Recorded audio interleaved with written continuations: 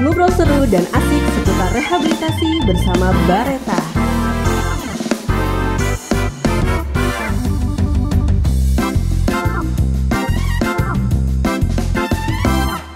Halo sahabat Bareta, saat ini Anda masih bersama dengan kami dalam program Ngusik, Ngobrol Seru dan Asik bersama Radio Bareta, ruang advokasi dan informasi orang tua dan keluarga Bareta.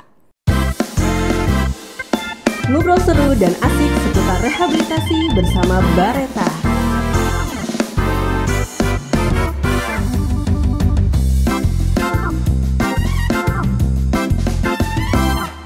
Saat ini sahabat Bareta ditemani dengan saya Uzi, dan hari ini kita akan membahas topik yang cukup penting, bagaimana pemenuhan gizi seimbang bagi penyalahguna narkoba di Balai Rehabilitasi BNN Tanah Merah.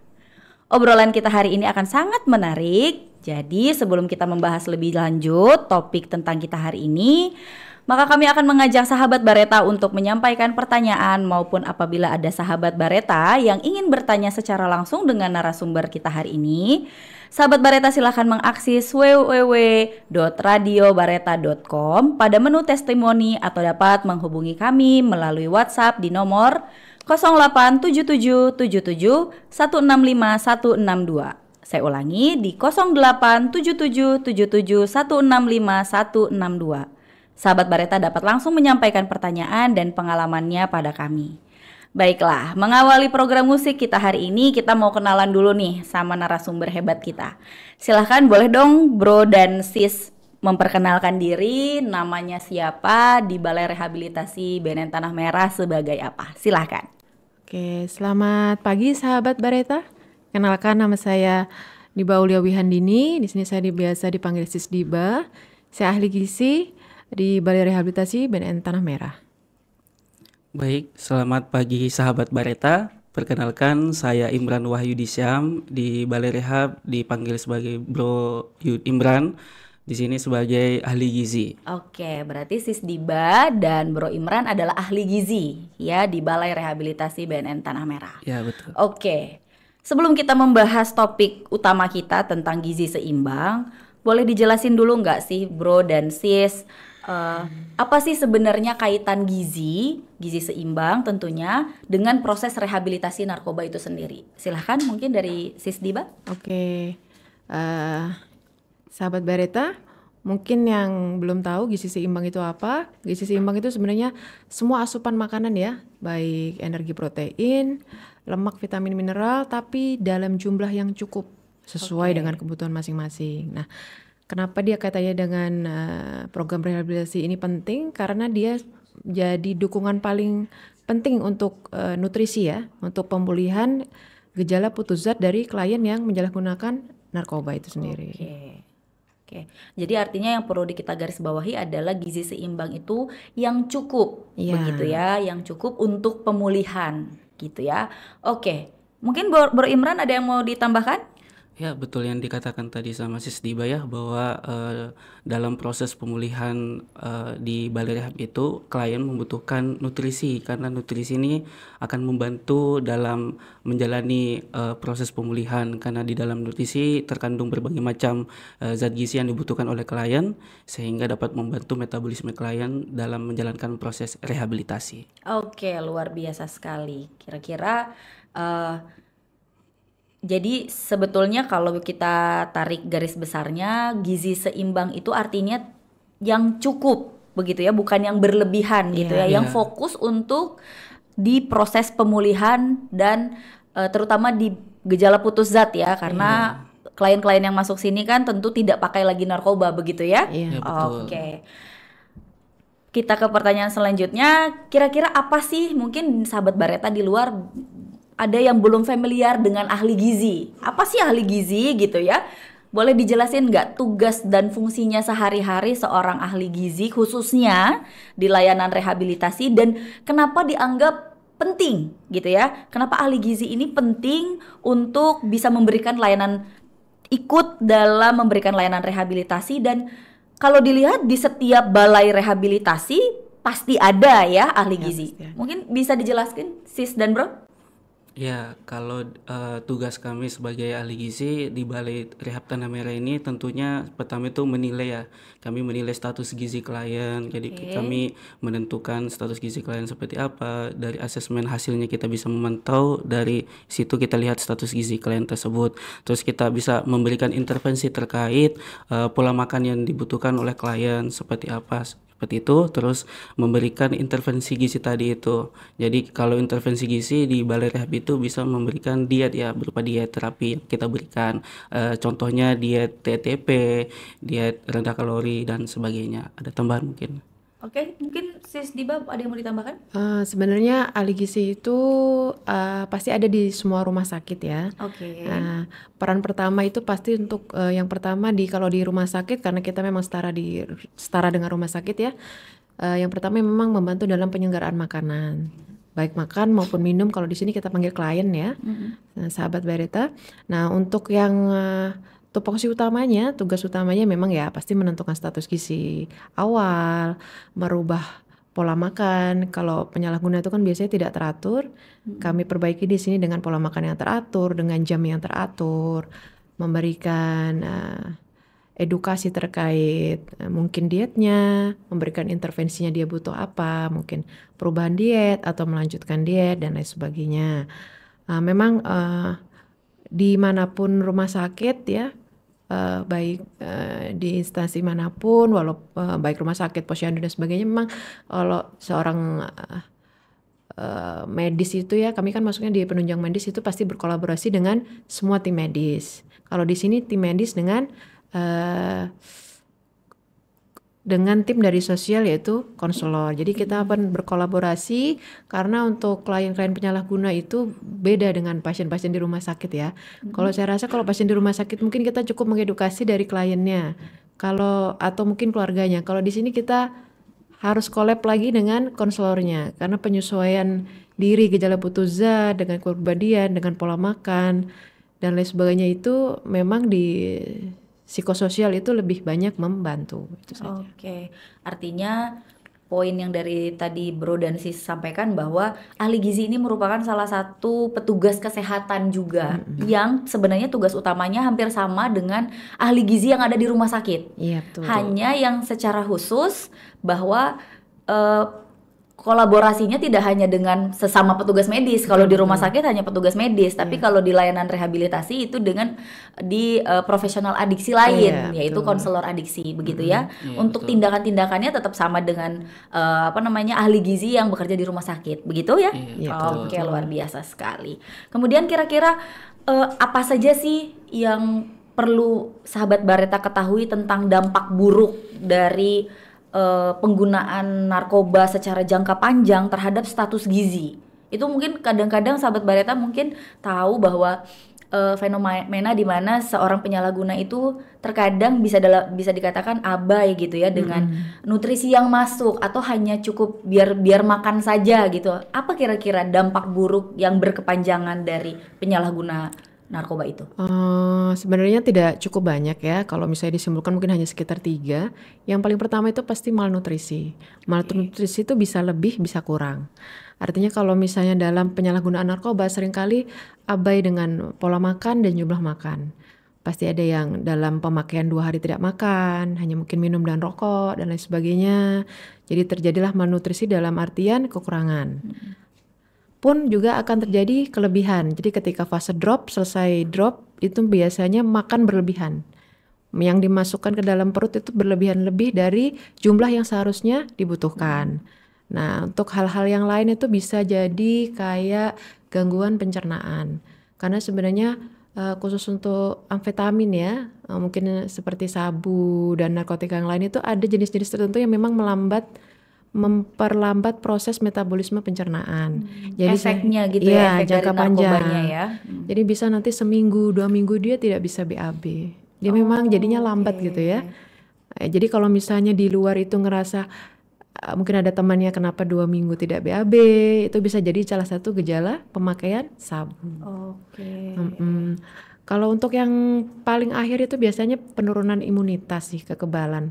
Jadi dimana kalau kita ini malnutrisi, kekurangan mikronutrien, pasti itu akan ada penurunan imunitas yang dimana pasti mudah dong penyakit-penyakit itu Menyerang menyerang Oke, seperti jadi itu. gampang sakit, bisa Gampang dibilang sakit, seperti itu ya iya. Sis ya. Oke.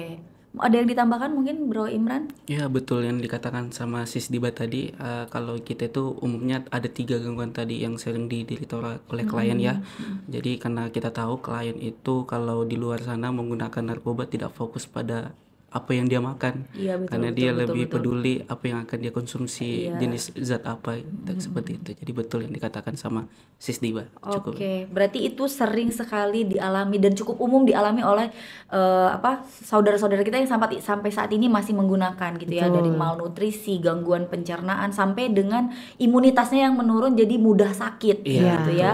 Oke. Luar biasa sekali ya.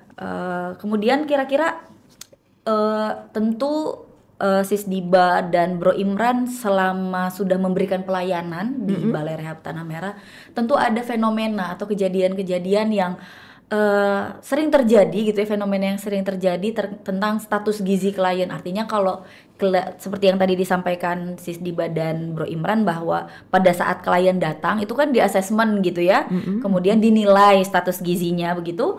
Nah itu fenomena apa yang terjadi?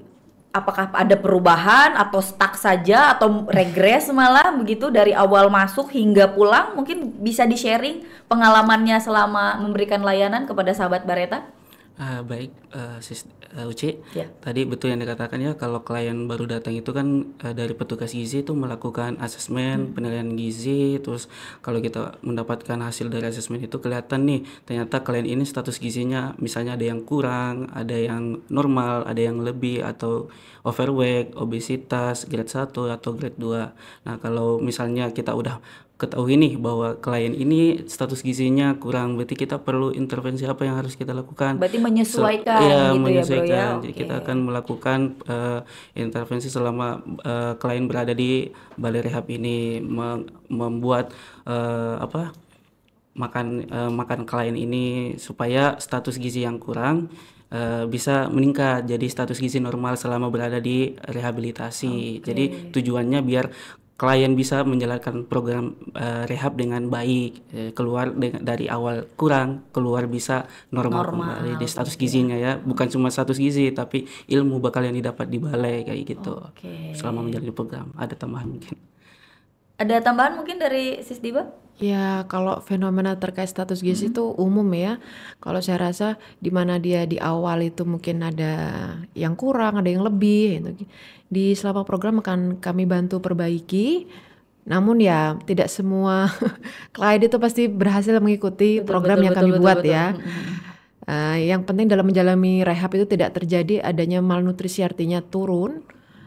Dari mungkin yang seharusnya dia membaik dia malah turun, itu yang kami jaga. Nah kalau untuk sampai di akhir program itu yang penting dia keluar dalam kondisi yang prima, mungkin fungsi kognitifnya sudah membaik ya, terus imunitasnya juga membaik, mungkin wajahnya lebih seger, nggak kusam, ada perbaikan dari berat badannya, mau dia turun ataupun mau dia naik. Jadi kalau saya bilang kenapa kok di sini ada yang berat badannya turun dibilang baik, ya baik mungkin karena dia datang dalam kondisi yang obesitas dan lain sebagainya. Oke. Ya. Kalau boleh tahu selama ini gitu ya, di balai kita di Balai Rehab Tanah Merah itu lebih besar yang pas awal masuk itu lebih banyak yang dari data statistiknya lebih banyak yang kurang atau yang malah overweight sampai dengan obesitas, atau sama aja nih kayak 50-50 nih gitu.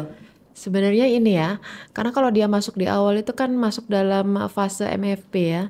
Monitoring evaluasi ini kami memang tidak langsung hari itu juga bertemu di hari dia masuk kerja, dia hari masuk dia rehab. Jadi mungkin ketika sudah mungkin 5-7 hari itu sudah pasti ada peningkatan berat badan. Jadi umumnya paling banyak di sini ya sudah dalam kondisi normal ketika ketemu. Jarang sekali ditemukan dalam kondisi under atau mungkin underweight, kurus dan sebagainya ya. Kalau nggak normal, obesitas. Oh, yang paling sering justru normal dan obesitas ya, gitu ya. karena sudah ada peningkatan dari yang awal masuk di hari ke-5 atau ke-6 mungkin baru ketemu. Oke, gitu. Siap. Oke, kira-kira di Balai Rehabilitasi Tanah Merah sendiri teman-teman ahli gizi biasanya ada intervensi-intervensi tentunya ya setelah di asesmen, ada intervensi-intervensi atau tindakan-tindakan yang dilakukan oleh seorang ahli gizi dalam mengelola gizi klien tersebut. Tentu disesuaikan dari hasil asesmen yang tadi Bro dan Sis sampaikan, bahwa kalau misalnya ada yang kurang, kita bantu untuk menormalkan. Kalau ada yang berlebih, kita bantu untuk normalkan juga. Kemudian kalau ada yang normal, kita bantu untuk mempertahankan. Kira-kira boleh di-sharing intervensi-intervensi apa sih yang biasanya dilakukan untuk kasus-kasus tersebut? Normally ya, seperti biasa kami akan memberikan makanan gizi seimbang. Kami menyesuaikan dengan standar rumah sakit ya. Pasti ada makanan pokok, mungkin lauk hewani, lauk nabati, sayur, buah itu pasti sudah ada. Makanya kami bilang untuk gizi seimbang dengan cukup air putih. Nah, yang kedua pasti diberikan edukasi berkelanjutan nih. Mungkin dia perlu apa? Apakah ada perbaikan dari perilaku makannya, atau mungkin harus ada perbaikan dari kebiasaan makannya, atau pengetahuan yang salah selama ini dia merasa kalau makan ini gak boleh, makan ini boleh, seperti itu. Nah, selanjutnya pasti diberikan pemantauan sampai akhir program, di mana setiap fase pasti kami pantau ada kenaikan atau ada penurunan. Oke, silakan mungkin Bro Imran, ada yang mau ditambahkan?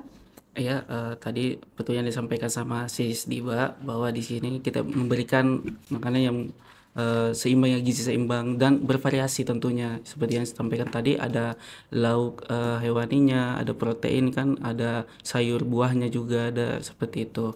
Jadi memang di sini diberikan yang terbaik lah untuk pemenuhan gizi klien kayak gitu. Ya. Pasti tentunya disesuaikan juga ya dengan kebutuhan, aktivitas, begitu ya. Dan tetap dilakukan pemantauan rutin terkait status gizi klien. Apa itu juga termasuk dengan misalnya dia ada riwayat alergi, atau misalnya dia ada riwayat penyakit dari genetiknya, maksudnya dari keluarga, itu juga jadi bahan pertimbangan atau bagaimana? Yang jelas pasti jadi bahan pertimbangan ya. Tapi kalau beda sekali dengan pasien di rumah sakit.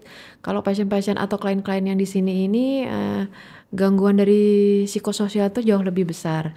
Jadi kami koreksi ulang dulu apakah alergi yang timbul ini karena imunitas yang turun, atau hanya mungkin karena kebiasaan makan yang tidak suka, atau mungkin pola asuh dari awal memang tidak diberikan makanan yang beragam. Nggak terbiasa dengan makanan itu, begitu ya. Jadi nanti akan kami perbaiki dan kami edukasi terus-menerus sampai ada perubahan di akhir program. Tidak semua sih, tapi memang kecenderungan klien ini apa ya, inginnya tuh saya nggak suka ini, saya nggak suka itu gitu. Padahal di sini diberikan makanan yang seimbang, dan bedanya dengan rumah sakit ya ada rasanya. Kalau di rumah sakit itu kan cenderung ini ya, memang plain ya. Standar porsi resepnya memang kan bumbunya diturunkan betul. Kalau di sini memang disesuaikan dengan makanan yang ada, yang biasa dimakan, dengan yang ragam yang bervariasi gitu. Kecuali ada atensi khusus, misalnya dia dengan darah tinggi begitu ya, Sis ya, tentu kadar garamnya tentu dikurangi begitu ya. Tapi mostly tidak ya. Oke. Kalau boleh di-share diet yang paling sering yang diberikan dengan gizi normal dan apa yang ada di klien kita, itu diet yang seperti apa? Rendah lemak kah atau tinggi protein, mungkin boleh di-sharing? Kalau sebenarnya kalau dari segi normal kami memberikan selalu makanan seimbang. Intinya terapinya itu pasti makanan seimbang, tapi jumlah kalori yang diberikan itu sebenarnya kategorinya sudah tinggi energi dan tinggi protein. Tinggi energi dan tinggi protein. Ya, memang kalau dari jurnal ilmiah itu memang kalau untuk pemulihan adiksi, gejala putus zat, baik dari narkotika jenis apapun, TETP yang dipakai. Oh, TETP ya, Sister ya. Jadi kami tetap mengkategorikan dia makanan seimbang, walaupun kalorinya sebenarnya di 2.400 sampai 2.700 kalori, di mana standar itu adalah standar TETP. Oke, tuh jadi sahabat Bareta mungkin di rumah bingung ya TETP, tapi memang secara evidence base itu memang sudah diakui ya bahwa dan diterapkan ya bahwa tinggi energi dan tinggi protein itu memang sangat direkomendasikan untuk teman-teman yang sedang dalam masa pemulihan narkoba begitu ya. Karena memang fokusnya untuk regenerasi sel, yang kerusakan sel otak begitu ya, karena efek dari penggunaan narkoba itu sendiri. Wah, dampak yang tadi yang dampak buruk dari narkoba yang sekarang kita perlu usaha yang ekstra untuk membantu untuk memulihkan itu, begitu ya? Betul. Oke, sebelum kita melanjutkan diskusi, kami tetap membuka ruang diskusi kepada sahabat Bareta yang dimanapun Anda berada, yang ingin sekali bertanya kepada narasumber kami dapat menghubungi kami melalui nomor 0877165162 atau melalui www.radiobareta.com pada menu testimoni. Oke, Bro dan Sis, ini sudah ada pertanyaan yang masuk ya dari sahabat Bareta di rumah ya. Oke, pertanyaannya dari Ibu Ida dari Loa Bakung. Ya, selamat pagi Ibu Ida, semoga masih mendengarkan ya. Ini pertanyaannya kita bacakan dan semoga bisa terjawab ya oleh narasumber kita. Apakah treatment yang diberikan kepada seluruh klien sama dalam pemenuhan gizi, mengingat kondisi klien kan beda-beda, terutama bagi klien yang punya BB lebih, dalam kurung overweight, normal maupun gizi kurang? Silahkan, mungkin Sis dan Bro bisa bantu jawab. Baik, terima kasih sahabat Bareta untuk Ibu Ida ya. Ya, Ibu Ida di mana tadi? Dari Loa Bakung. Oke, Ibu Ida dari Loa Bakung ya. Ya. Loa Bakung. Selamat pagi Ibu Ida. Oke, saya izin menjawab. Jadi pertanyaan tadi, apakah ada perbedaan ya pemberian antara klien yang statusnya lebih dengan status gizi normal kurang? dan gizi kurang. Ya, tentunya ada perbedaan intervensi ya. Jadi kalau kami itu udah mendapatkan hasil asesmennya ternyata status gizi klien ini ada yang kurang, tentu kita memberikan treatment atau intervensi berupa bisa penambahan makanan gitu, kayak Extra fooding ya, gitu. itu Jadi, untuk yang gizi untuk kurang. yang status gizi kurang kita boleh rekomendasikan seperti itu untuk bentuk memperbaiki. realnya kira-kira macam-macam kah Sis dan Bro untuk extra fooding ini? Kalau extra fooding itu susu. Oh, Biasanya susu kami ya. memberikan Oke, susu oke. sini ya untuk klien yang status gizinya kurang. Kurang. Iya, tapi perlu diketahui bahwa kan tadi udah dijelaskan ya bahwa makanan yang diberikan di sini tuh terapi diberikan itu adalah TETP, tinggi energi, tinggi protein. Jadi walaupun sebenarnya klien berada di sini selama rehab, itu dapat membantu pemulihan atau status gizinya untuk kembali normal. Karena dari makanan yang bervariasi, makanan yang seimbang ini sangat dibutuhkan untuk klien dengan status gizi yang kurang tadi. Sama dengan status gizi normal. Kalau status gizinya normal ya kami memberikan edukasi untuk tetap mempertahankan nih status gizi yang sudah ada nih untuk klien yang sudah bagus ya, karena sudah normal ya. Jadi perlu dijaga, misalnya di sini kan ada SNE dan itu diberikan edukasi untuk tetap menjaga makannya, jangan berlebih, kan udah tahu status gizi normal, tugasnya untuk mempertahankan. Jangan sampai jadi naik atau malah jadi turun gitu ya. Itu tantangannya kami nih, jangan sampai udah normal malah turun. Iya, Seperti itu. betul. Dan untuk status gizi lebih ya kita bisa memberikan edukasi lagi kembali kepada klien bahwa ini status gizinya udah lebih atau overweight atau obesitas malah kan. Jadi tugas kami ya tentu memberikan edukasi kepada klien bahwa kalau bisa nih dibantu dengan olahraga selama di sini ya. Jadi kami pembakaran lemak begitu ya kira-kira. Kami di sini bukan cuman bukan cuma kesehatan ya. Kami ada tim sosial juga. Kami berkolaborasi lah. Jadi kami memberikan silplikos kepada konselornya atau MOD-nya bahwa klien tersebut membutuhkan kegiatan tambahan nih untuk membakar ada rekomendasi kalorinya. dari ahli gizi betul. untuk ada aktivitas olahraga Betul. dengan dasar status gizinya sudah berlebih begitu ya. Dibantu dengan tetap makanan yang kita perhatikan kepada klien yang diberikan makanan tetap bervariasi ya. Jadi tidak berlebih, ya, cukup dengan kebutuhannya. Oke. Ada tambahan mungkin dari Sis Diba? Mungkin selamat pagi Bu Ida ya. Beda yang lain yang akan saya sebutkan di sini. Salah satu contohnya ketika mungkin habis operasi gigi, cabut gigi gitu ya, ataupun baik di refer ke rumah sakit bedah gigi, itu akan kami ganti dengan diet yang lebih lunak seperti itu. Itu untuk case-case tertentu Case-case ya, tertentu, Sis ya? Ataupun mungkin ada kecenderungan untuk klien-klien female, klien-klien wanita, di mana memang konsumsi makannya tidak bisa lebih besar dibandingkan yang diberikan laki-laki. Itu memang kami kurangi lebih sedikit lagi, mungkin hanya di sekitar 2000 kalori sampai 2200.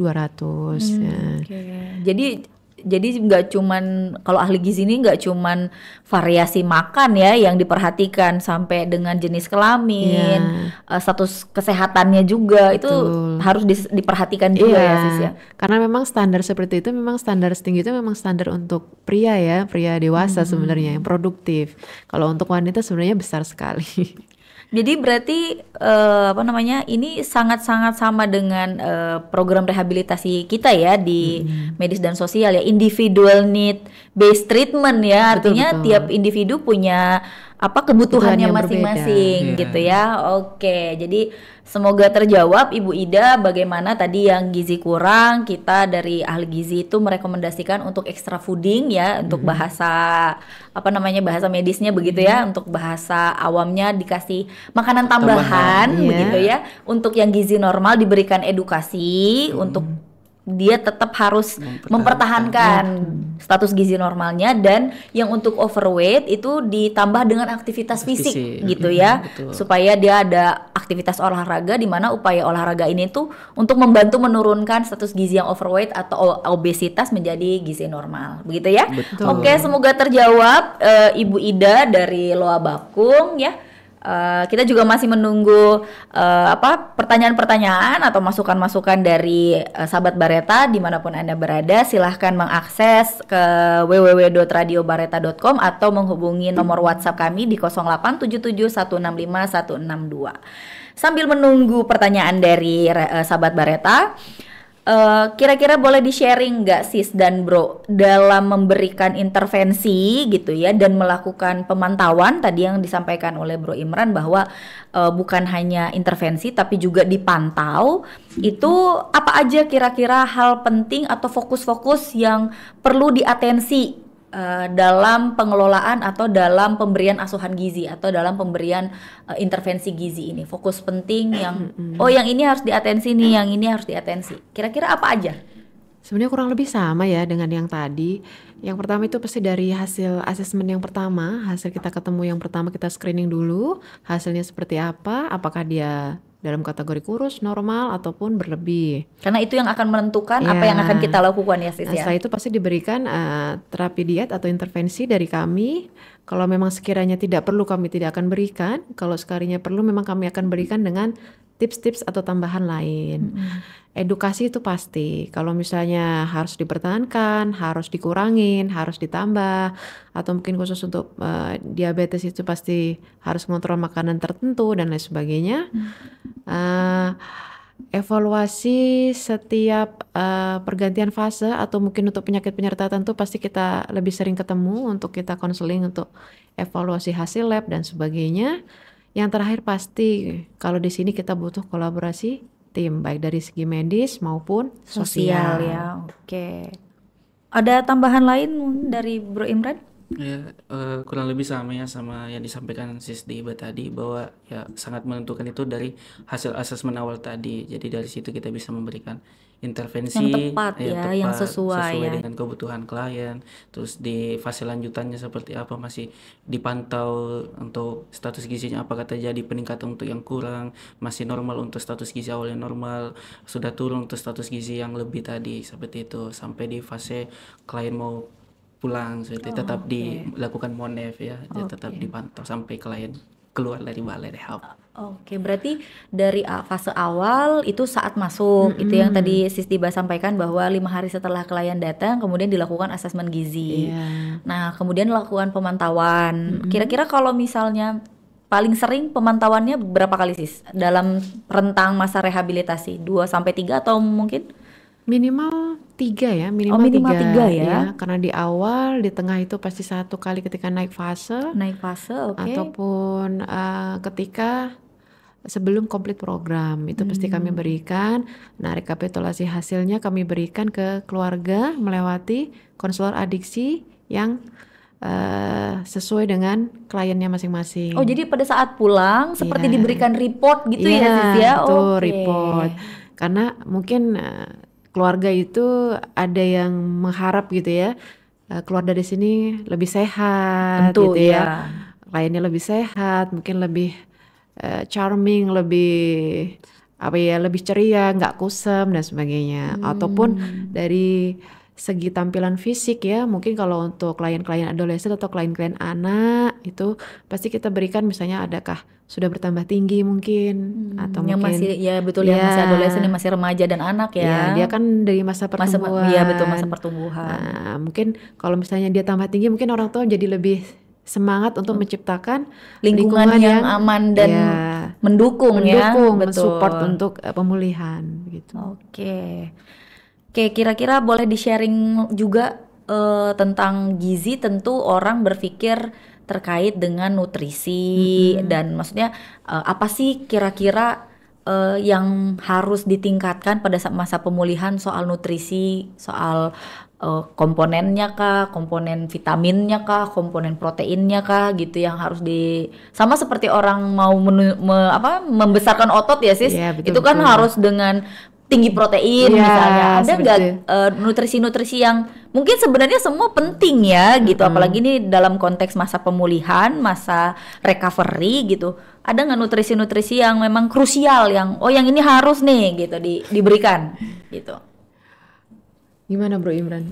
Ya, seperti yang dikatakan tadi si Suci ya, kalau semua nutrisi itu penting ya. Penting sebenarnya. Sangat penting ya, entah itu dari segi proteinnya, vitaminnya, mineralnya, lemaknya, semua itu penting. Karena kan tadi kita tahu bahwa klien itu datang dengan badan kondisi lah ya, yang serba kurang bagus lah. Iya, kekurangan. akibat dari penyalahgunaan narkoba itu ya, Iya, kerusakan-kerusakan sel begitu ya.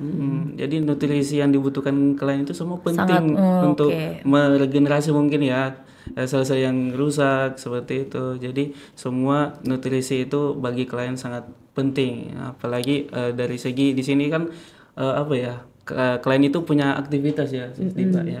Jadi dianjurkan untuk minum rutin itu air putih. Kalau bisa Ya air putih. minimal lah untuk gizi seimbang ya 2 liter sehari gitu ya.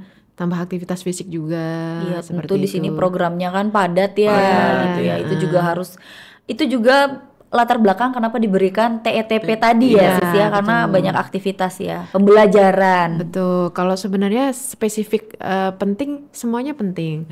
Kalau untuk pengembalian energi pasti kita butuh dari protein, karbo ya.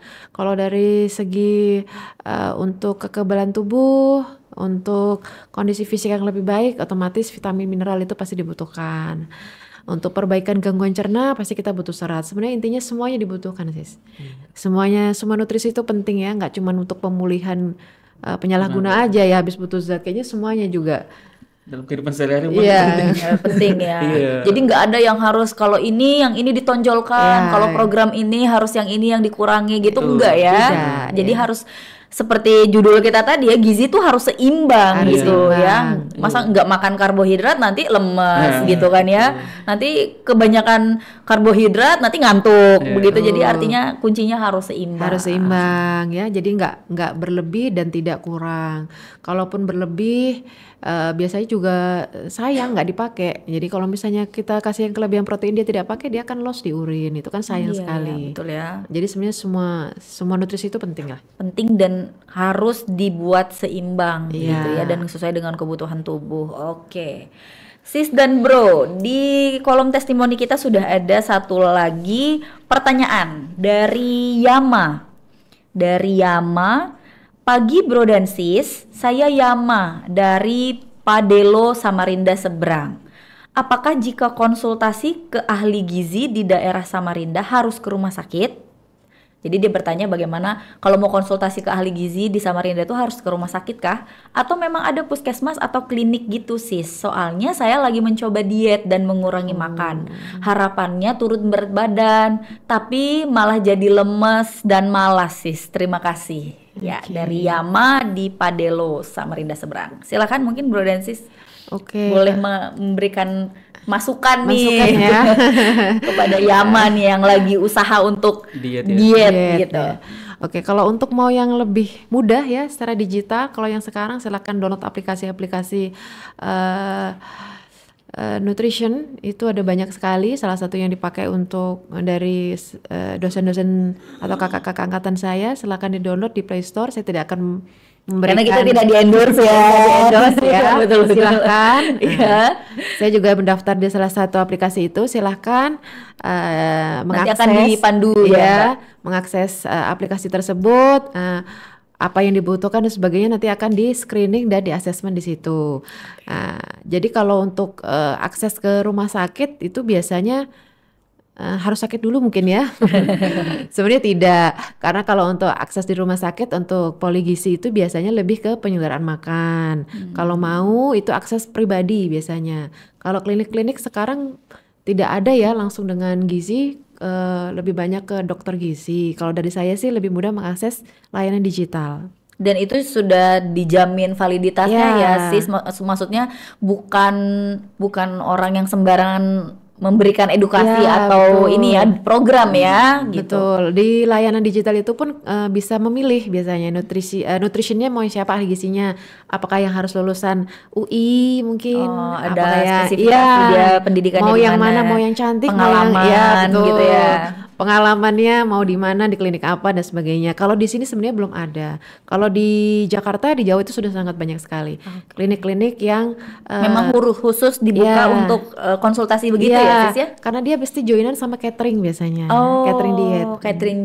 Catering diet dia punya sendiri, ahli gizinya juga ada. Nah itu bisa langsung konsul. Kalau biasanya kami join dengan dokter itu sangat jarang sekali. Umumnya dokter umum itu joinnya dengan dokter gizi. Oke. Jadi artinya jangan program-program sendiri gitu ya sis ya, kalau kita boleh rekomendasikan ya, betul. Karena takutnya jadi males atau malah jadi tidak bertenaga kalau kebanyakan yang dikurangi begitu ya sis ya. Ya mungkin bisa diakses sendiri, bisa bertanya langsung apa yang dibutuhkan dan sebagainya. Kalaupun kurang untuk mengakses pribadi ya memang saya membuka tapi hanya di kantor ini. Mungkin yang bisa mengakses untuk klien-klien rehab saja. Kita harus pengguna narkoba. Jangan sampai masuk sini mungkin ya. Tapi kalau untuk layanan umum bisa di layanan digital atau ke klinik-klinik yang sudah combine dengan collab dengan catering diet. Oke, semoga terjawab ya Yama dari Pak Delo di Samarinda Seberang. Jadi kalau bisa memang sebaiknya konsul ya, konsul ke ahli gizi supaya nggak terjadi lagi lemas malah jadi lemes, ngantuk dan lain-lain ya. Sampai gitu. Semangatnya di awal doang kan. Iya betul. Dan perlu konsistensi karena diet ini juga perlu konsistensi ya. Bagaimana kita juga konsisten menjaga diet klien supaya tetap normal itu juga salah satu bentuk konsistensi ya. Diet itu kan melihat kondisi kita juga sejauh mana kita bisa melakukan diet. Iya betul sekali. Dan ini tadi kita sudah bicara tentang kliennya ya sis. Nah tentu klien kita pasti akan ada masa di mana dia akan komplit program atau selesai menjalani rehabilitasi.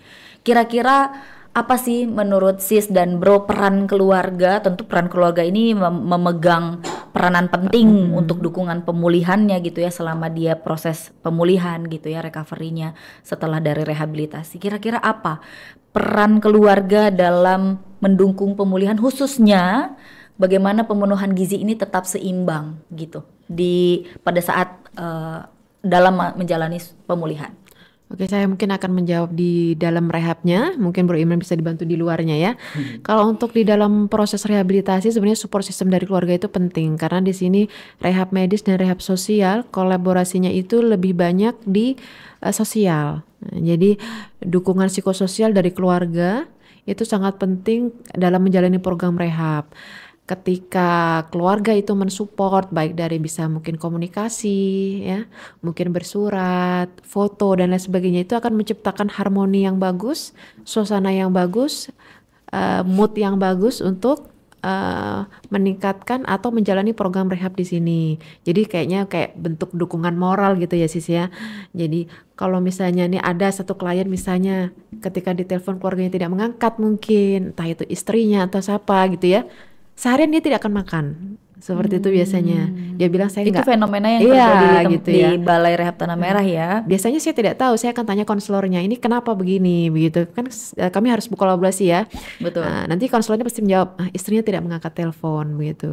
Walaupun mungkin kita tahu istrinya mungkin lagi kemana lah, atau apa ya, kita tidak tahu ya, karena kan kondisi di luar. Nah itu bisa menciptakan hambatan dari proses pemulihan khususnya di nutrisi. Mungkin kalau di luar gimana Bu? Ya, kalau di luar kurang lebih sama ya. Kalau keluarga itu emang sangat apa ya, harusnya jadi support system yang kuat lah buat klien.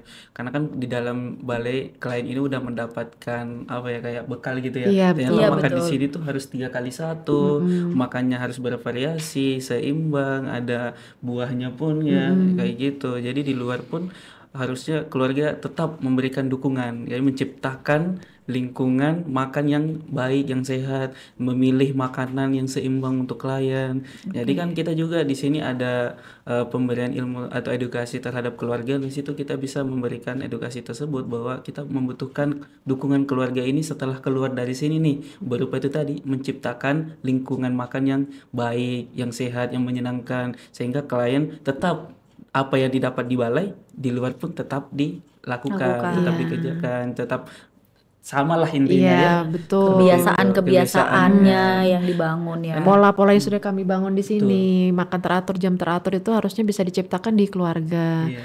Atau mungkin dari keluarganya yang dulu tidak perhatian, mungkin dari orang tuanya atau dari istri. Nah, ini setelah pulang, support system itu akan membantu menciptakan lingkungan yang dimana makan itu harus teratur, misalnya. Tidak perlu mahal ya, Iya. Sylvia, Bu, tidak perlu mahal. Gizi seimbang tidak perlu mahal ya. Nah, yang penting itu harus memenuhi unsur yang kami sebutkan tadi seperti energi protein, lemak, vitamin dan mineral. Nah, kalau keluarganya bisa mensupport itu sungguh luar biasa. Karena banyak sekali klien keluar dari sini itu tidak semua keluarganya itu lengkap ya. Kadang ada, kadang mungkin sudah bercerai dan sebagainya. Otomatis dia akan menerapkan apa yang ada di sini sendiri gitu. Nah, mungkin keluarga yang lain, support system dari keluarga yang lain, bukan dari orang tua. Nah, itu yang kami butuhkan. Apalagi klien di sini kan makannya nggak sendiri-sendiri ya, makan Iya, bareng betul, gitu, betul, bukan yang betul, lain. betul. Jadi kalau bisa di luar pun keluarga yang betul-betul kandungnya nih tetap mendampingi, tetap menemani makan pagi, Bersama. siang, malam dan sebagainya, tetap ada kayak gitu sih. Oke, jadi mungkin sahabat Bareta juga kita perlu garis bawahi bahwa sebenarnya dukungan keluarga itu bukan hanya setelah rehabilitasi. Itu poin yang pertama. Karena dukungan keluarga itu ya pada saat mengantar proses di dalam rehabilitasi itu sendiri, itu keluarga tetap harus ikut memberikan dukungan gitu ya. Betul. Dan sampai dengan keluar, artinya tugas dan fungsi Peran kita keluarga. sebagai profesional adiksi ini bisa dibantu lagi untuk diteruskan oleh keluarga itu tersendiri gitu ya. Membantu dukungan pemulihan di luar Iya. seperti itu. Karena di dalam ya sis, sebagaimana kita ketahui dan juga memang sudah diterapkan bahwa pola makan itu 3 kali sehari gitu ya. Ada snack di tengah-tengah makan Iya, begitu. Itu betul. kan pola ya sis ya. Iya, Terus sudah kemudian kami makan pola. yang beragam, makan yang sudah diatur berapa kalorinya, bagaimana isinya begitu ya. Dan menunya pun tidak harus semua makanan mewah gitu, makanan sederhana yang penting syarat cukup dengan kebutuhan nutrisi itu sendiri gitu ya. Dan kemudian kebersamaan karena Betul. Family concept ya. iya gitu, karena memang ya kalau makan sendiri dengan makan kita satu meja sama-sama kan tentu feel-nya beda gitu ya. Ada nggak ngerasa sendiri banget nih makan gitu, padahal makanannya enak gitu ya. Tapi kalau sendiri mungkin dengan membangun tadi yang Bro Imran sampaikan, lingkungan, menciptakan lingkungan yang makan yang positif itu pasti persentase untuk mendukung pemulihan itu jauh lebih baik. Dan banyak manfaatnya kalau kita bisa kumpul bersama kan. Betul. Merasa dicintai. Ada interaksi iya. juga gitu Interaksi kan. sosialnya, merasa dicintainya, merasa ada bersama keluarganya, begitu ya. Tidak sendiri gitu ya. Dia akan menemukan perannya mungkin sebagai anak atau mungkin kepala keluarga, atau Kembali ke fungsi sosialnya betul, begitu kembali ke ya, fungsi Sis, ya. sosialnya. Jadi makan bersama di sini hanya satu konsep kecil. Ketika di luar bagaimana kami mengajarkan mereka untuk menyiapkan makan bersama, bersama. Misalnya salah satu tidak makan, kami harus menunggu dan lain sebagainya. Iya. Yang harapannya itu bisa diadop juga di luar gitu ya, Sis ya, di keluarga gitu ya. Apalagi klien kan pasti rindu banget nih dengan suasana rumah, keluarganya. Iya, betul. Dan perlu diketahui kalau makanan bergizi itu tidak perlu mewah, tidak perlu mahal gitu. Ada di sekitar rumah ya. Buah-buahan, sayur-sayuran itu semua sangat mudah didapat dan sederhana, tapi sangat bergizi. Bagus ya. Dan sangat bermanfaat tentunya ya. Iya. Sis. Oke. Oke, kita mau tentu dari implementasi pengelolaan gizi, dari pemenuhan gizi klien, tentu pasti ada tantangan ya sis atau kendala yang Bener dihadapi seorang ahli gizi dalam memberikan asuhan gizi. Boleh nggak secara personal sebagai ahli gizi, ada nggak sih tantangan yang dihadapi saat memberikan asuhan gizi, dan apa yang dilakukan untuk mengatasi kendala tersebut untuk ke profesinya, maksudnya untuk ke personal ahli gizi sendiri? Karena selanjutnya saya akan menanyakan terkait kira-kira kendala apa yang akan dihadapi oleh klien. Oke, kalau tantangan terberat kami bilang tidak terberat ya, tapi mungkin unik, kami bilang unik ya. Kalau mungkin di awal itu, kalau untuk pasien-pasien di rumah sakit tentunya yang ada pemberian makannya, pasien rawat inap, itu mau tidak mau klien diberikan kondisi seperti itu dan harus menerima, begitu ya. Itu bedanya, karena klien di sana cenderung mungkin bed rest ya, dalam kondisi yang lemas dan sebagainya. Nah bedanya di sini tidak. Mereka hanya punya gangguan fungsi kognitif karena penyalahgunaan. Jadi ketika awal masuk itu pasti disertai dengan perilaku makan yang berbeda di rumah. Mungkin dengan picky eater atau kami bilang pilih-pilih makanan gitu ya. Picky eater itu seharusnya ada di usia-usia 5 tahun ke bawah. Tapi justru lebih banyak kami temukan di sini. Jadi kecenderungan untuk tidak mau berubah seperti itu, ingin dituruti. Nah mungkin kalau untuk status gizi ini masih bisa diperbaiki, walaupun tantangannya lebih banyak ke yang obesitas ke normal, ya dari obesitas ke normal. Tapi kalau untuk tantangan kepribadian, perilaku, kebiasaan makan, itu luar biasa. Itu tantangannya ya sis ya, dan pilih-pilih tadi ya, begitu ya. Jadi edukasi yang diberikan ini beda dengan yang di rumah sakit kalau saya. Iya. Kalau di rumah sakit itu mau tidak mau dikasih makanan seperti ini. Kami hanya melihat kamu makan atau tidak, hasil labnya baik atau tidak, bisa operasi atau tidak, gitu ya. Mungkin pemulihannya bagaimana, obatnya bagaimana. Kalau di sini tidak. Itu yang membedakan layanan rehabilitasi dengan rumah sakit ya sis ya. Ya betul. Itu pun mungkin banyak sekali ya klien-klien ini yang inginnya dimengerti begitu ya. Karena penyalahguna ini memang agak sedikit unik gitu ya. Jadi saya nggak mau begini, saya tidak mau begitu, saya tidak mau makan ini, saya tidak mau makan itu, seperti itu. Sedangkan di sini memang kami mengajarkan untuk family milieu konsep, satu makan semua makan, di mana misalnya picky eater ini bukan orang yang alergi ya. Kalau alergi itu memang kalau kondisi tertentu dia pasti mungkin ada sakit gatal, ruam dan sebagainya. Kalau ini tidak. Kami lebih cenderung bersih tegang dengan klien-klien yang tidak mau berubah gitu ya. Baik dari kolaborasi konselornya juga kadang menyerah gitu ya, ataupun memberikan ke terapi-terapi lain untuk mengedukasi klien. Salah satu contohnya misalnya kliennya ini sebenarnya tidak asam urat, tidak hiperurisemi gitu ya. Tapi ternyata setiap hari inginnya pakai tongkat. Setiap hari inginnya berjalannya seperti pincang, layaknya orang yang bengkak dan sebagainya. Padahal hasil lab membuktikan tidak dalam ada. batas normal. Dalam batas normal. Nah, kami akan konsulkan ke konselor mengajukan ke psikolog. Ternyata emang kami temukan ada gangguan cemas ya. Dan lucunya ketika akhir program itu sudah ceria sekali. Jadi itu ya memang tantangannya ya. Dan teknik untuk mengatasi itu ya tentu dengan memanggil kliennya dulu begitu ya, dan betul. kemudian kolaborasi baru, dengan gitu tim. Ya. Ada tambahan mungkin dari Bro Imran? Ya kurang lebih hampir sama dengan Sis Diva ya. Tantangannya di sini unik betul. Apalagi klien-klien itu kayak anak-anak lah istilahnya. Mungkin karena itu ya penggunaan sabunnya tadi. Jadi banyak klien apalagi dari berbagai daerah gitu. Jadi budayanya juga kita harus bisa beradaptasi dengan itu ya. Iya, misalnya nih klien dari daerah Sulawesi itu kan pinggiran laut ya, jadi lebih sukanya itu ikan laut. Nah, sementara kan kita memberikan makanan yang bervariasi nih, nggak itu aja. Hanya ikan laut saja Ya, gitu kita ya. berikan juga ikan air tawar gitu. Tapi kadang ya itu, malah saya nggak bisa bro, saya nggak terbiasa bro. Nah, itu kan bukan alergi ya. Jadi kami ya itu tantangannya memberikan edukasi bahwa kamu nggak akan mati nih kalau makan ini kan, masih bisa melakukan rehabilitasi di sini, nggak akan keracunan pun nggak akan, insya Allah ya, nggak akan. Jadi kami berikan edukasi, tantangannya di situ. Kalau 1-2 kali sudah diberikan edukasi, mungkin ketiga udah bisa terbiasa. Jadi kan kebiasaannya dari kecil yang memang jarang makan ikan air tawar tadi, itu memang nggak bisa langsung berubah, butuh proses. Jadi kami mengedukasinya pun pelan-pelan. Iya, jadi harus benar-benar dipersuasif Iya. dulu ya, bahwa itu tuh sebenarnya nggak apa-apa. Bagaimana kalau dicoba dulu, begitu ya. Iya. Pelan-pelan gitu. aja.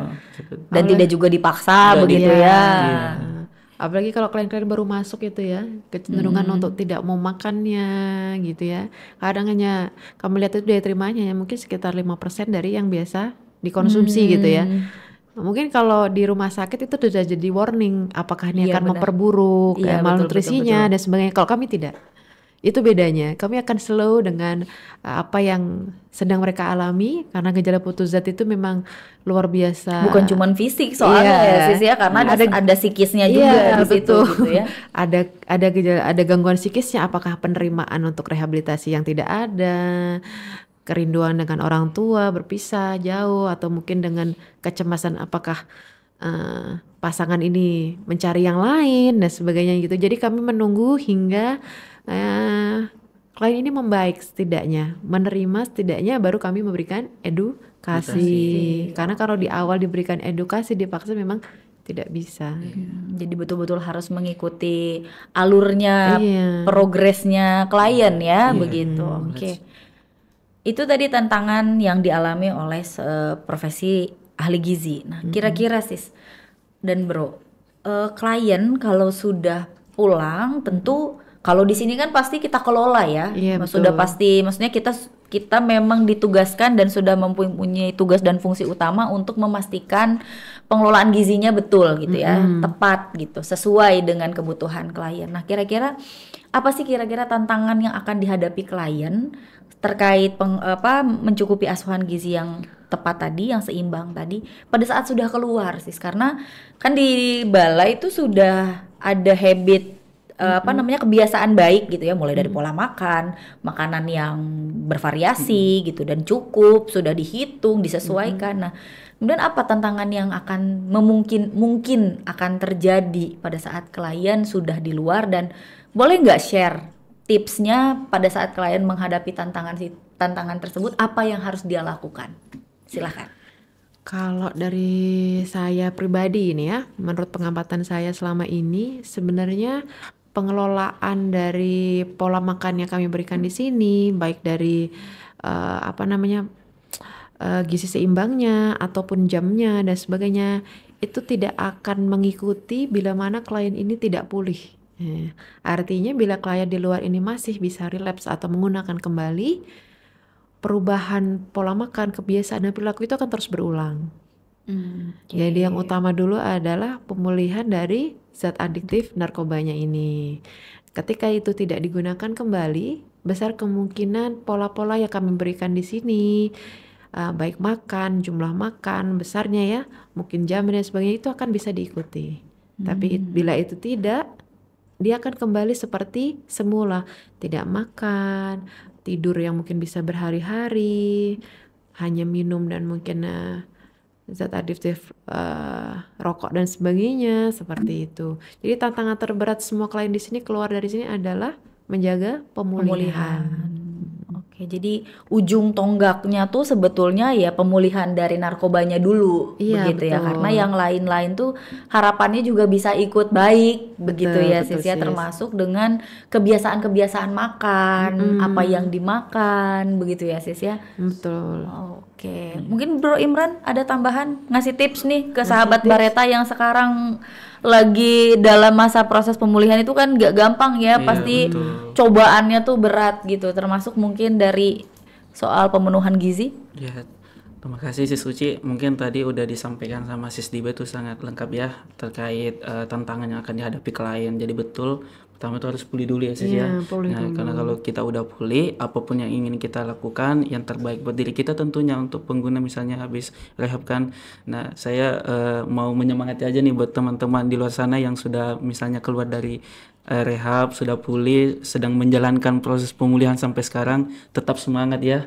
Tetap semangat menjalani proses pemulihannya terkait narkobanya, terkait gizinya misalnya di sana ada yang ya makannya sedang berjuang mungkin untuk diet. Saya sampaikan semangat terus ya karena proses pemulihan dan sumber zat gizi yang baik untuk tubuh itu sebenarnya saling beriringan gitu. Kalau kita punya badan yang sehat, tentunya pikiran pun ikut sehat. Jadi keinginan untuk menggunakan narkoba itu mungkin sedikit tidak ada lah pikiran karena kan fokusnya bukan ke sana lagi. Iya, betul. Fokusnya untuk kesehatan misalnya ya. Apalagi pengguna di sini tuh berbagai macam latar belakang pekerjaannya, latar belakang asalnya gitu. Jadi itu bisa memberikan apa ya salah satu motivasi buat klien bahwa kita udah pulih nih, terus kita kedepannya untuk bagaimana menjaga pemulihan ini dengan mempertahankan status gizi atau memperbaiki status gizi ya, apalagi kalau di rehab itu udah ada nih pondasinya, Iya, udah dapat nih ilmunya kan.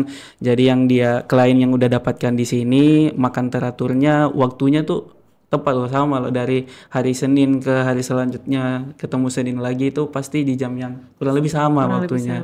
Jadi kalau klien udah terbiasa di sini, kita bangun itu dari awal, keluar dari sini dengan pemulihan yang betul-betul dijalani dengan baik, insya Allah Habit baru ya apa yang didapatkan di sini bisa diterapkan di luar nanti, seperti itu sih. Terima kasih untuk semangatnya. Semoga sahabat Bareta dimanapun Anda berada, khususnya yang sedang dalam masa proses pemulihan, sudah disemangati tadi sama Bro Imran bahwa jangan patah semangat, lanjut terus berjuang gitu ya. Bagaimana dengan fisik yang sehat akan membuat pikiran pun akan menjadi sehat gitu ya. Oke. Untuk yang terakhir kira-kira sebelum kita menutup acara musik kita hari ini. Apa kira-kira pesan yang mau tadi mungkin Bro Imran sudah menyemangati, mungkin dari Sis Diba ada pesan-pesan yang mau disampaikan kepada sahabat Bareta, boleh secara umum atau mau secara khusus ke sahabat Bareta yang sekarang sedang dalam proses pemulihan, karena sebagaimana kita ketahui proses pemulihan itu seumur hidup. Betul. Begitu ya. Dan itu pasti ada pasang surutnya begitu ya. Nah, kira-kira ada nggak pesan dari Sis Diba sebagai ahli gizi yang mungkin mau to the point ke gizinya boleh, atau pesan yang mau bermanfaat untuk sahabat Bareta dimanapun sahabat Bareta berada? Oke, pesan untuk sahabat Bareta di luar yang sedang menjaga pemulihan ataupun yang ingin pulih dari penyalahgunaan narkoba, gizi seimbang itu sebenarnya bukan hanya asupan makan ya. Jadi dia itu investasi penting untuk jangka panjang, baik dari pulih produktif dari narkoba ataupun untuk kesehatan kita sendiri. Semangat sahabat Bareta, kami tunggu kedatangannya ke balai untuk yang ingin rehab ataupun semangat untuk yang ingin berjuang pulih di luar. Gitu aja mungkin dari saya Sis. Jadi keynotes-nya adalah investasi. Iya. Sis, bahwa kalau kita punya tubuh yang cukup gizinya, kita itu adalah merupakan investasi untuk pulih dan produktif. Wah, Betul. cakep sekali. Silakan mungkin Bro Imran ada tambahan? Ya udah sangat ini ya, membakar sekali, menyala sekali. Menyala sekali ya. Bahwa semua teman-teman di luar sana, sahabat Bareta yang sedang ini berjuang ya, entah ada keluarganya kah, atau ada sahabatnya, atau diri sendiri, jangan patah menyerah. Ayo bisa pulih, kita pulih bersama, pulih dan produktif tadi ya. Itu sangat luar biasa ya, pulih dan produktif. Jangan cuma pulih doang, tapi tetap produktif ya. Oke, itu aja sih. Semangat selalu teman-teman di luar sana. Oke. Terima kasih untuk hari ini Sis Diba dan Bro Imran. Kita sudah ada di penghujung diskusi kita hari ini. Tentu sepanjang perjalanan perbincangan kita sudah membahas betapa pentingnya gizi seimbang dalam proses rehabilitasi narkoba, baik di dalam Balai Rehabilitasi Narkoba maupun di luar gitu ya. Dari pembahasan tersebut kita boleh menyimpulkan sedikit bahwa gizi itu bukan hanya pelengkap ya dalam pemulihan, tapi merupakan salah satu fondasi utama yang bisa membantu mempercepat dan mengoptimalkan proses pemulihan. Kemudian muncul pertanyaan, mengapa gizi seimbang itu menjadi penting? Karena tubuh mengalami dampak buruk tentunya baik secara fisik maupun psikis dari narkoba, sehingga nutrisi yang tepat itu bisa tentunya memulihkan diri gitu, baik dari fisik tadi yang mengalami kerusakan maupun psikis. Gizi yang baik juga membantu memperbaiki jaringan yang tubuh yang rusak, meningkatkan energi biar lebih produktif, serta mendukung kejernihan dan fokus untuk berpikir. Dengan gizi yang cukup juga tubuh dan pikiran dapat pulih lebih cepat, lebih kuat, dan lebih siap untuk menjalani kehidupan yang lebih sehat dan bermakna. Singkatnya, gizi yang pas, pemulihan lebih maksimal. Namun sahabat Bareta, pemulihan bukanlah perjalanan yang harus ditempuh seorang diri. Dukungan dan pendampingan yang tepat akan membuat perbedaan besar dan keberhasilan rehabilitasi. Oleh karena itu, jangan pernah merasa sendirian dalam menghadapi tantangan dalam proses pemulihan. Balai Rehabilitasi BNN Tanah Merah selalu siap memberikan layanan terbaik dengan pendekatan yang komprehensif, profesional, dan penuh kepedulian. Kami memahami bahwa setiap individu mungkin memiliki perjalanan pemulihannya sendiri, dan kami berkomitmen untuk tetap menjadi bagian dari perjalanan tersebut, membantu setiap langkah menuju hidup yang lebih sehat, bebas dari narkoba, dan penuh harapan. Jika sahabat Bareta atau orang terdekat membutuhkan bantuan, jangan ragu untuk menghubungi kami. Kami ada di sini untuk mendukung, membimbing, dan memberikan solusi terbaik. Pemulihan adalah langkah berani menuju masa depan yang lebih cerah, dan setiap langkah itu layak diperjuangkan. Bersama kita mewujudkan perubahan nyata. Anda tidak sendiri, ada harapan, ada masa depan, dan ada kami yang siap membantu. Untuk sahabat Bareta yang ingin mengakses layanan secara mudah, bisa mengakses layanan kami melalui website di www.radiobareta.com. Telah tersedia menu-menu yang sesuai dengan kebutuhan sahabat Bareta, mulai dari informasi rehabilitasi, layanan advokasi, layanan penjangkauan atau mobile Bareta, maupun langsung menghubungi call center Balai Rehabilitasi BNN Tanah Merah melalui menu kontak. Rehabilitasi mudah, gratis, dan berkualitas di daratan ibu kota negara Nusantara. Jangan ragu, segera ke Bareta. Demikianlah program musik ngobrol seru asik hari ini, sahabat Bareta. Bisa menemukan kami melalui berbagai platform media sosial di @infobnn_rehab Tanah Merah. Kami juga mengajak sahabat Bareta untuk berpartisipasi memberikan saran topik dalam program musik selanjutnya. Sahabat Bareta dapat memberikan komentar dan saran melalui website kami pada menu testimoni. Dari ruang studio utama Radio Bareta, saya Uci bersama dengan Sis Diba dan Bro Imran dan kerabat kerja yang bertugas mohon undur diri dari ruang dengar sahabat Bareta. Radio Bareta, ruang advokasi dan informasi orang tua dan keluarga. Keluarga sehat, keluarga bahagia. Ngobrol seru dan asik seputar rehabilitasi bersama Bareta.